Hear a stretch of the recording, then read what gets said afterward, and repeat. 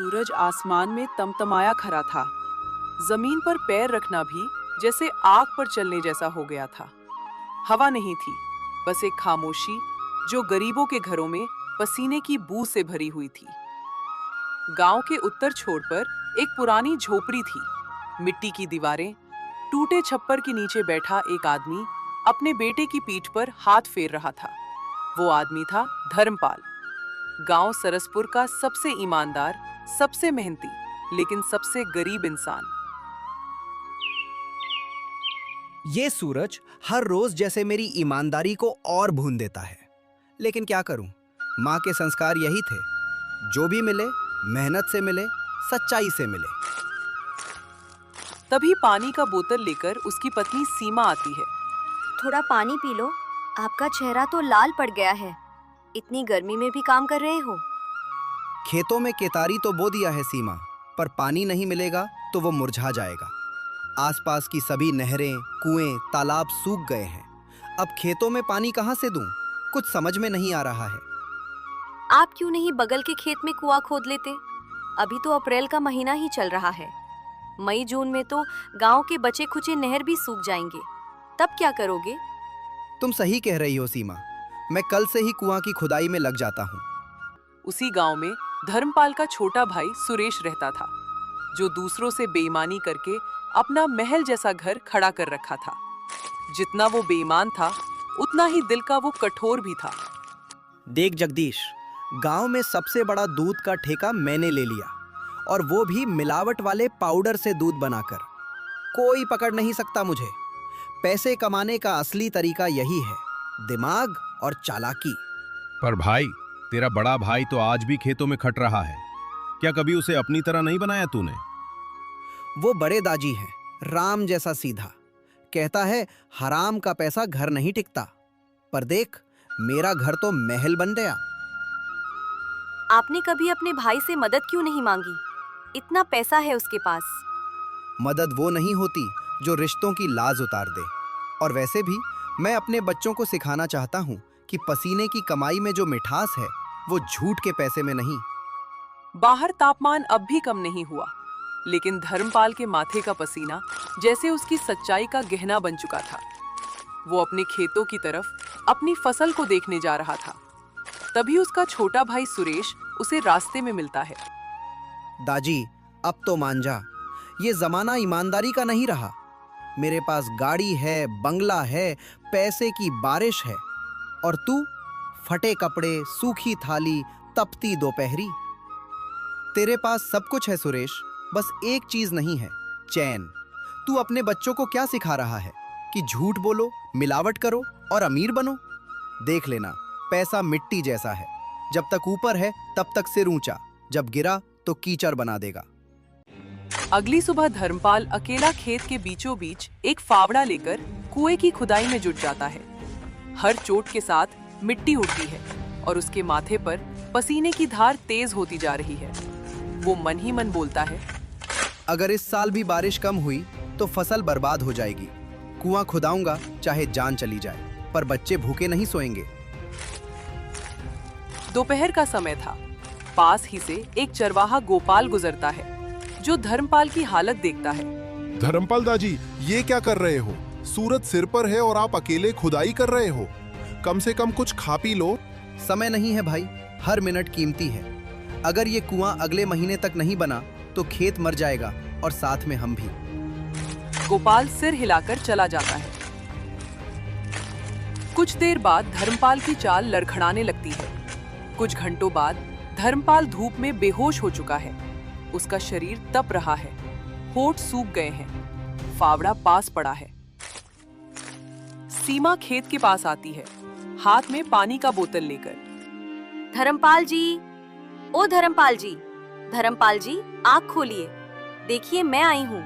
आपने वादा किया था राजू को पढ़ाना है ना, उठिए ना।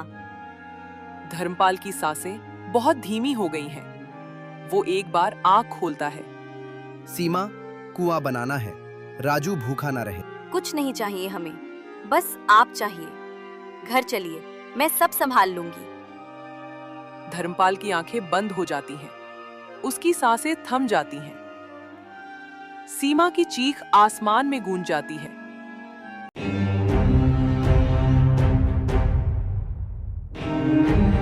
धर्मपाल की चिता की राख अभी ठंडी भी नहीं हुई थी और सीमा की आंखों से आंसू थमने का नाम ही नहीं ले रहे थे। वो एक कोने में बैठी थी। गहरा सन्नाटा उसके चारों ओर पसरा था। उस घर में अब वो आवाजें नहीं गूंजती थीं, जो धर्मपाल के होने का एहसास कराती थीं। बेटे की छोटी छोटी बातें अब सीमा के दिल को छलनी कर देती थी। मैं हार नहीं मानूंगी धर्मपाल जी। आपकी मौत उस कुएं की खुदाई करने की वजह से हुई है। मैं इसे पूरा करके रहूंगी। अगली सुबह सीमा ने कुदाल उठाया और कुएं की तरफ चल दी और फिर अधूरा कुआं खोदना शुरू कर दिया। कई दिनों के बाद उसकी मेहनत रंग लाई और आखिरकार उसे कुएं से पानी आ गया। ये देखकर गांव वाले दंग रह गए। अब धर्मपाल का भाई सुरेश उस कुएं को देखकर लालच से भर गया। गीता, पानी की समस्या अब होती जा रही है। सारे तालाब कुएं सूख चुके हैं। गांव वाले पानी के लिए तरसने लगे हैं। अगर मैं पानी का व्यापार करने लगूं तो मेरी अच्छी कमाई होने लगेगी। पर आप पानी का व्यापार कैसे करोगे जी? पानी तो कहीं पर भी नहीं है। दूर दूर तक कुएं तालाब सूखे पड़े हैं। अरे मूर्ख कमला, तुम्हें क्या पता नहीं है? सीमा भाभी ने कुएं की खुदाई कर दी है और उसमें पानी भी निकल आया है। अब देखो मैं व्यापार पानी का कैसे करता हूँ। फिर सुरेश सीमा के घर पहुंचता है।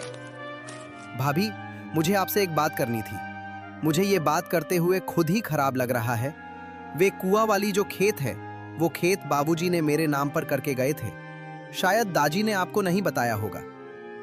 सुरेश जी, अगर वह जमीन आपकी थी तो बंटवारे में आपने वह जमीन क्यों नहीं ली? और दाजी ने तो इस जमीन के बारे में मुझे कुछ बताया बहन आपकी है। देखिए सीमा भाभी, दाजी की गरीबी की स्थिति देखकर मैंने वो जमीन दाजी को रखने को दी थी, पर अब वो जमीन मुझे लेना पड़ेगा। अगर आपको भरोसा नहीं है तो मैं कागज अपने साथ लेकर आया हूँ, देख लीजिए। मैं तो इतना पढ़ी लिखी नहीं हूँ, पर मैं यह कागज आज रख लेती हूँ और कल सुबह ही मैं प्रधान जी के पास जाऊंगी और इस कागज को दिखाऊंगी। ठीक है सीमा भाभी, जैसी आपकी इच्छा। ऐसा कहकर सुरेश वहां से चला जाता है। अगली सुबह होते ही सीमा कागज लेकर प्रधान जी के पास जाती है, पर वो इस बात से बिल्कुल अनजान थी कि प्रधान जी भी सुरेश से पैसा लिए हुए थे। प्रधान जी, यह कागज देखकर बताइए कि इस कागज पर क्या लिखा है। सीमा, इस कागज पर यह लिखा है कि जिस खेत में तुमने कुएं की खुदाई की है, वो खेत सुरेश का है।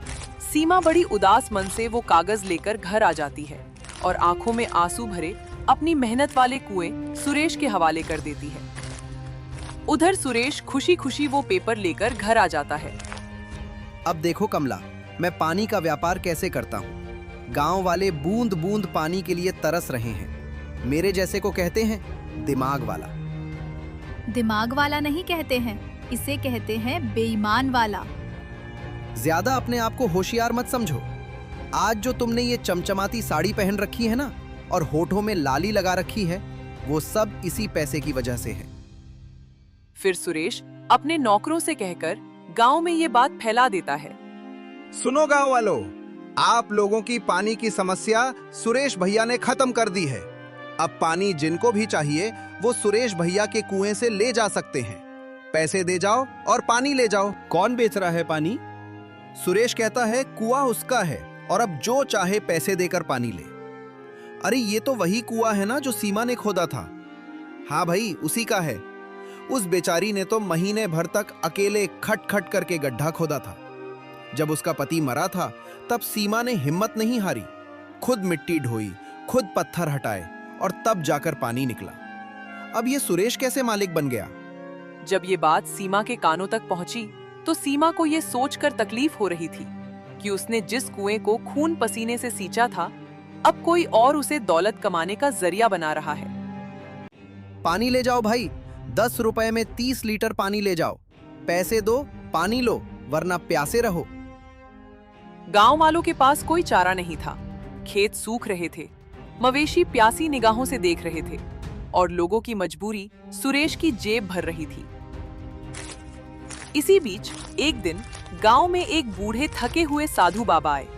उनके गले में माला, कमर में झोला और पांव में फटे हुए चप्पलें थी। माथे पर भस्म और आंखों में तेज था, पर चेहरा पसीने और थकावट से ढका हुआ। बाबा सीधे सुरेश के कुएं के पास पहुंचे। बेटा, बड़ी प्यास लगी है, एक लोटा पानी दे दो, भगवान भला करेगा। बाबा, भगवान भला तभी करेगा जब उसके पास पैसे होंगे। यहाँ पानी मुफ्त नहीं मिलता। 10 रुपए दो, पानी लो। एक लोटा पानी दे दो, बड़ी प्यास लगी है। तो जा बाबा, बिना पैसे के पानी नहीं मिलेगा। यहाँ दया धर्म नहीं चलता। बाबा का चेहरा उतर गया।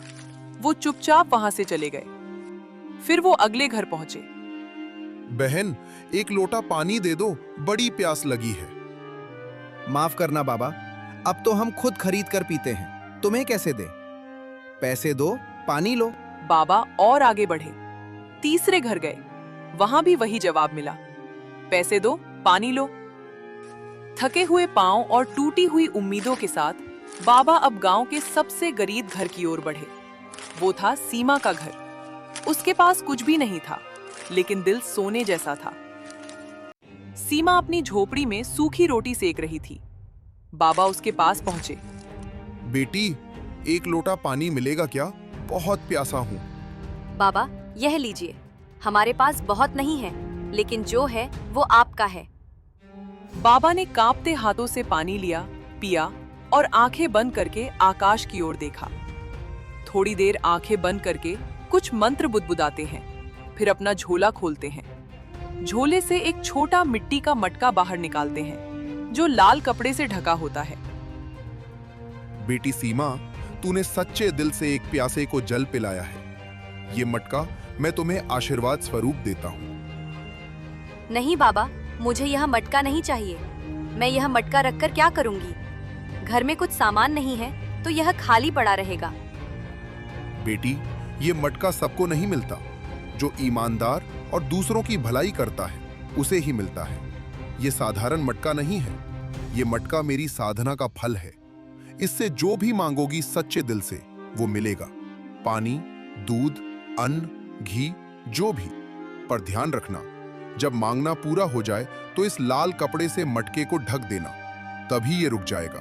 वरना ये मटका कभी नहीं रुकेगा और सब कुछ बर्बाद हो जाएगा। सीमा ने मटके को अपने पास रख लिया। इतना कहकर महाराज ने सीमा के सिर पर हाथ रखकर आशीर्वाद दिया और धीरे धीरे ओझल हो गए। अगली सुबह सीमा घबराते हुए मटके को देखती है, फिर हिम्मत करके कहती है, मटका मटका, एक लोटा पानी दे दो। अचानक मटके के अंदर से छप छप की आवाज आती है और मटका पानी से भर जाता है। सीमा की आंखें हैरानी से खुली की खुली रह जाती हैं। अब ढक देती हूँ, महाराज ने यही कहा था। वह लाल कपड़ा मटके पर रख देती है। मटका शांत हो जाता है। अब रोज सीमा जरूरत के अनुसार कुछ मांगती। दूध, आटा, दाल और मटका हर बार उसे वही देता। गांव वाले अब धीरे धीरे जानने लगते हैं कि सीमा के घर कुछ चमत्कार हो रहा है, पर सीमा इसे छिपाकर रखती है, किसी को बताती नहीं, क्योंकि महाराज ने कहा था इसका उपयोग जरूरत के लिए करना, दिखावे के लिए नहीं। कुछ महीने बाद अब सीमा का घर पहले जैसा नहीं रहा। टूटे फूटे आंगन की जगह अब पक्की ईंटों की फर्श थी। जहां पहले एक खाली कोना था, अब वहीं एक बड़ा सा राशन की दुकान सजा था। आटा, चावल, तेल, मसाले, दाल, साबुन, सब कुछ। गांव वाले अब लाइन लगाकर आते हैं। सीमा बहन, जो सामान तुम देती हो वो तो सेठ की दुकान से भी सस्ता और बढ़िया होता है। यह सब भगवान की कृपा है लक्ष्मी बहन। सीमा बहन, तुम्हारे पति बहुत ही ईमानदार इंसान थे और तुम्हारे देवर सुरेश उतना ही बेईमान। इसीलिए देखो, सुरेश का व्यापार ठप हो गया है। बेईमानी का फल जरूर मिलता है और ईमानदारी के फल में देर है, पर अंधेर नहीं। यह सब औरतों की बातें खड़ा होकर सुरेश सुन रहा था और फिर उसे सीमा से जलन पैदा हो गई। वह सोचने लगा, आजकल सीमा भाभी के बहुत चर्चे हो रहे हैं और मेरा मजाक उड़ाया जा रहा है। क्यों ना हम सीमा भाभी की दुकान में ही आग लगा देते हैं। न रहेगा बांस, न बजेगी बांसुरी। उसी रात सुरेश ने सीमा की दुकान में आग लगा दी और घर में चुपचाप जाकर सो गया। सुबह होते ही गांव में पूरा हाहाकार मच गया। सीमा की दुकान में आग लग गई है और सब कुछ झुलस कर भस्म हो गया है। जब सीमा को इस बात की खबर मिली तो सीमा बहुत ही उदास हो गई। वह मटके के पास बैठकर गई और आंखों से आंसू बहने लगे। सीमा की आंखों में आंसू देख मटके को बर्दाश्त नहीं हुआ। तभी उस मटके से आवाज आई, क्यों रो रही हो? मैं हूं ना, हिम्मत मत हारो। जो तुम्हें चाहिए वो फिर से मुझसे मांग सकती हो और आगे अपना रास्ता बना सकती हो। जो जैसा करता है उसको उसका फल जरूर मिलता है। यह सुनते ही सीमा को एक उम्मीद की किरण नजर आई और फिर से उसने अपना राशन का व्यापार शुरू कर दिया। सीमा की तुरंत दुकान खोलने के बाद सुरेश को अंदर से झकझोर कर रख दिया। उसने मन ही मन सोचने लगा, आखिर ये सीमा भाभी ऐसा क्या करती है कि ये तुरंत ही अपना राशन का व्यापार शुरू कर लेती हैं। अब तो और भी गांव वाले मुझे ताना देंगे। मुझे इसका पता लगाना ही होगा, चाहे कुछ भी हो जाए। सुरेश गुस्से में सीमा की जासूसी करने का फैसला करता है। रात के समय सुरेश अपने गमछे से मुंह ढककर सीमा के घर की खिड़की से झांकता है। अंदर सीमा घड़े के सामने बैठी है। मटका मटका, 2 बोरी चावल दे दो। मटके से बोरी भर चावल निकलता है। सुरेश की आंखें फटी की फटी रह जाती हैं। मैं भी कितना मूर्ख था। मुझे जड़ तक पहुंचना था और मैं सिर्फ ऊपर ही देखकर दुकान को जला डाला। जड़ तो ये मटका है, तो राज इस मटके में है। जो मांगो वो देता है। अब ये मटका हमारा होगा। सुरेश खिड़की से उतरता है और सीमा के आंगन में चुपके से मटका चुरा लेता है।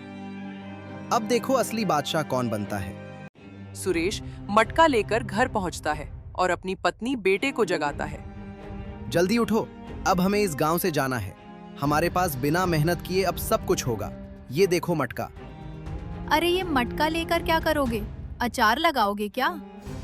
अरे पगली, पहले चलो हमारे साथ, फिर मैं तुम्हें बताऊंगा। अरे इतनी रात में कहाँ लेकर जा रहे हो? पहले मुझे बता भी तो दो कि बात क्या है। तुम बोलती ही बहुत ज्यादा हो। थोड़ी देर सब्र करो, मैं सब कुछ तुम्हें बता दूंगा।